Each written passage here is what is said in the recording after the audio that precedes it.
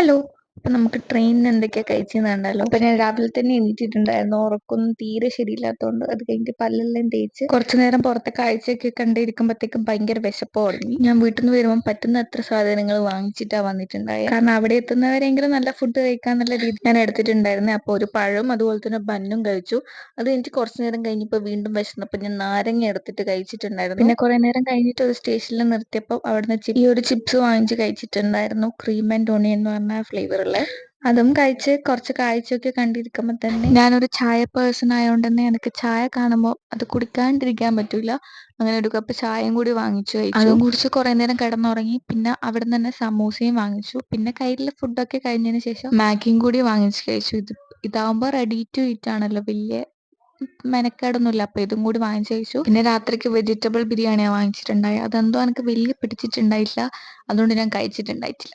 അപ്പൊ ഇത്രയേ ഉള്ളൂ. ടാറ്റാ.